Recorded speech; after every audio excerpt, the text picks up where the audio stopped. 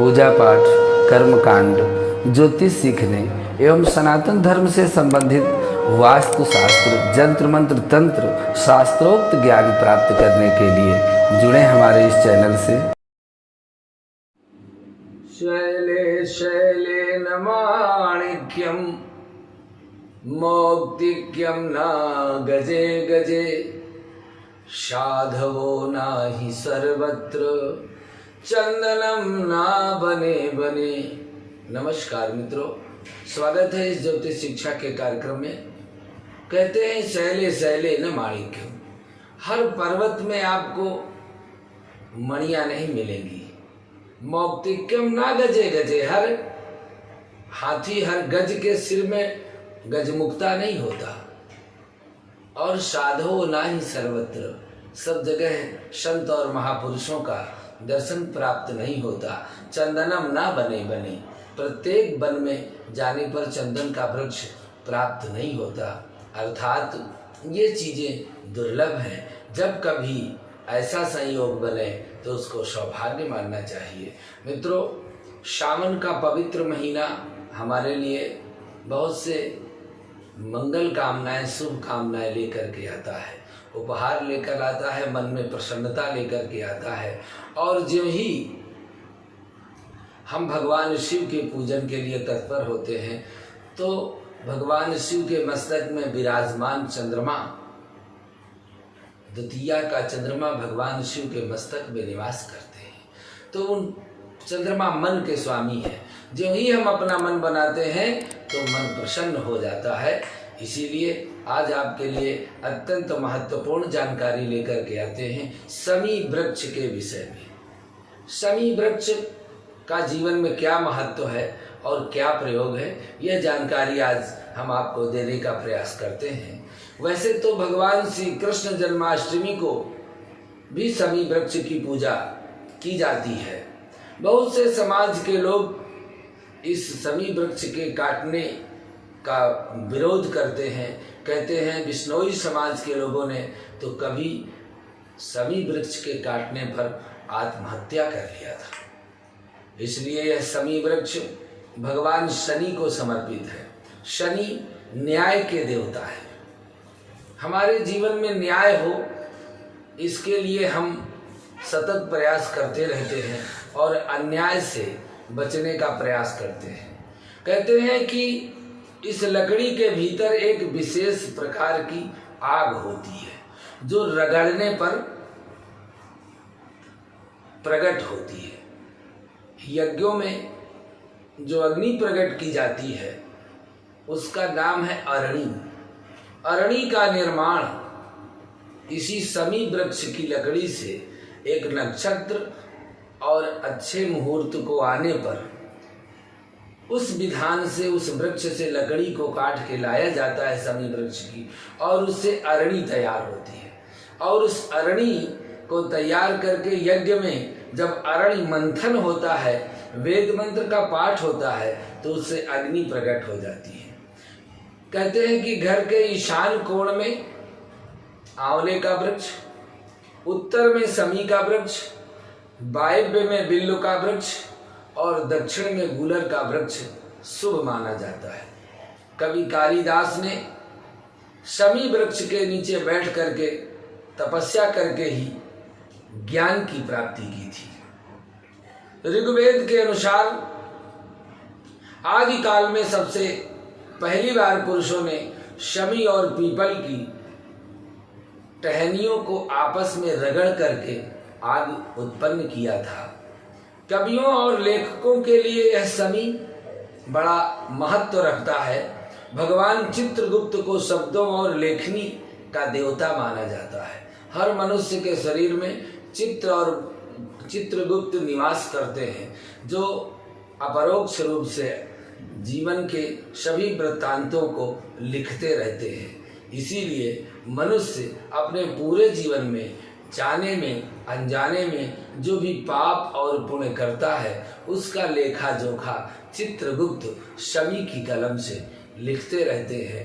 आप कितने भी चोरी छिपे कोई पाप का काम करें पर वह चित्रगुप्त की निगाहों से छिप नहीं सकता है। नवरात्र में माँ दुर्गा की पूजा भी समी वृक्ष के पत्तों से करने का शास्त्र में विधान है। इसी दिन शाम को वृक्ष का पूजन करने से आरोग्यता और धन की प्राप्ति होती है। अब इसका एक मूल्यांकन हमारे शास्त्रों में किया गया है कि पुष्पों में सबसे श्रेष्ठ क्या है। तो कहते हैं कि मदार के फूल शिव जी को एक पुष्प चढ़ाने से सोने के बराबर दान करने का फल प्राप्त होता है। आक जिसको कहते हैं मदार, श्वेत मदार भगवान शिव पर एक पुष्प चढ़ाने से उस पुष्प के बराबर सोना चढ़ाने का पुण्य प्राप्त होता है। इसी तरह से यदि 1000 मदार के पुष्पों से भगवान शिव का पूजन किया जाए और उसके समकक्ष में एक कनेर का वृक्ष पुष्प भगवान को अर्पित किया जाए तो 1000 मदार के पुष्पों के बराबर एक कनेर के फूल का महत्व दिया गया है। इसकी अपेक्षा यदि 1000 कनेर के पुष्पों की तुलना में एक बिल्वपत्र भगवान शिव के लिए महत्व रखता है।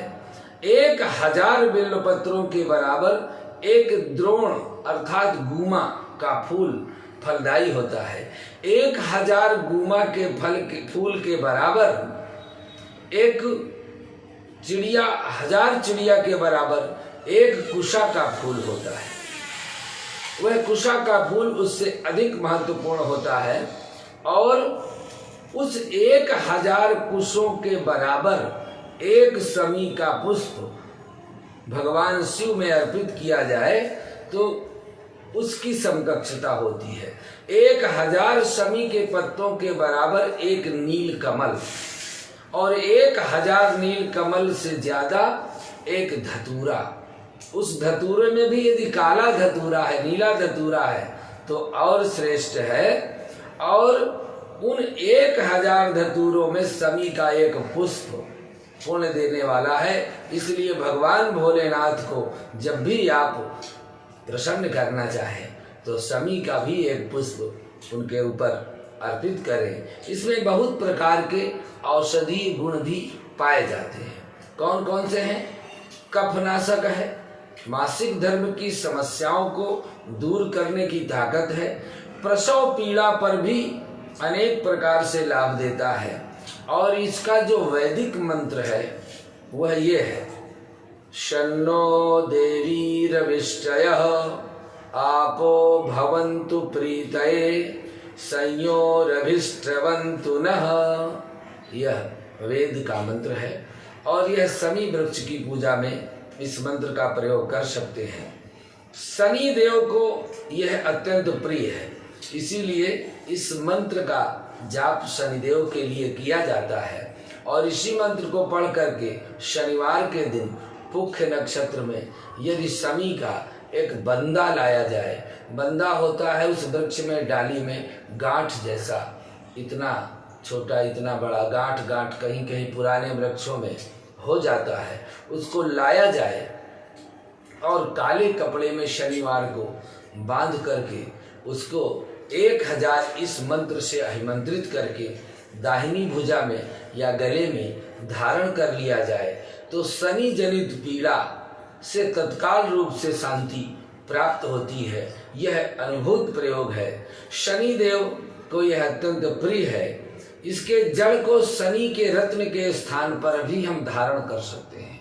जिनकी राशि मकर या कुंभ है, जिनको शनि जनित पीड़ा है, तो वह शमी वृक्ष की जड़ को भी लेकर के गंगा जल से शुद्ध करके धूप दीप चंदन से पूजन करके ओम शं शनिश्चराय नमः इस मंत्र का 1000 बार जप करके यदि नीलम रत्न की जगह शमी की जड़ को धारण किया जाता है तो उसका बराबर फल प्राप्त होता है।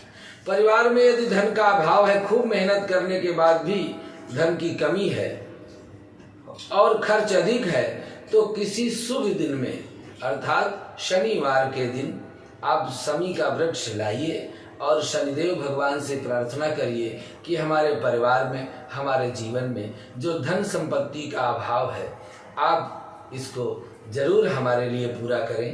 प्रातःकाल स्नान आदि से निवृत्त होकर के नए गमले पर एक कलावा बांध करके और शमी वृक्ष को स्थापित करें। जड़ में एक सुपारी और थोड़े अक्षत डालें। इसके पश्चात में शनिवार के दिन दीपक जलाते रहें और नित्य चंदन चावल फूल देकर थोड़ा जल अर्पित करते रहें। धीरे धीरे आपके जीवन में धन का अभाव दूर हो जाएगा। शनिवार को शाम के समय शमी के पौधे के पास में एक किसी धातु का एक छोटा से शिवलिंग स्थापित करें। पीतल का हो, चांदी का हो, तांबे का हो, एक शिवलिंग स्थापित करें और उस पर नित्य दूध से स्नान करावें, पूजन करें और महामृत्युंजय मंत्र की एक माला का जप करें। कोई भी रोग आपके शरीर में है तो वह रोग निश्चित रूप से नष्ट हो जाता है। कई सारे युवक युवतियों के विवाह में अनेक बाधाएं रहती हैं। विवाह या तो निश्चित नहीं हो पाता या तो वह हो नहीं पाता।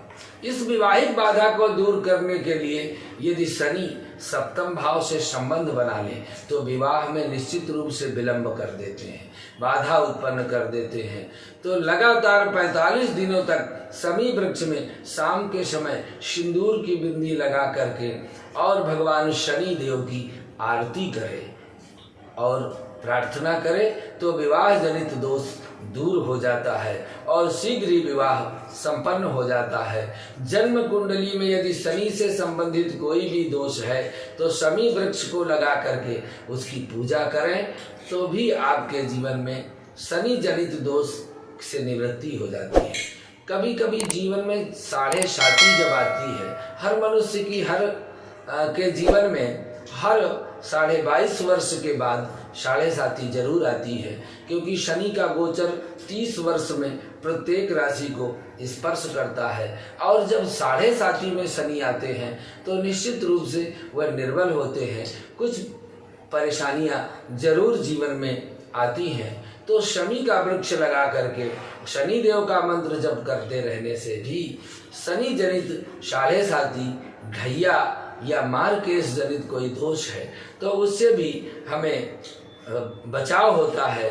यदि आप किसी वाहन से चलते हैं, बार बार दुर्घटना होती है, आप ऐसे भी चलते हैं तो कोई ना कोई आपके जीवन में कहीं ना कहीं दुर्घटना बन जाती है, तो आप इस शनि वृक्ष की पूजा का नियम यदि अपने जीवन में अपनाते हैं तो निश्चित रूप से आपको अनेक प्रकार के कष्टों से निवृत्ति होती है। यदि बहुत कोई मंत्र आप ना पढ़ सकें तो केवल एक ही मंत्र पढ़ सकते हैं। नीलांजन समाभासम रविपुत्रम यमाग्रजम छाया मार्तंड संभूतम तम नमामि शनैश्वरम। प्रार्थना है हमारी कि यह शनि देव का मंत्र आपके जीवन में शनि जनित बाधा से आपको सुख और शांति प्रदान करे। आज के लिए बस इतना ही। अगले भाग में पुनः एक जानकारी लेकर उपस्थित होते हैं। नमस्कार।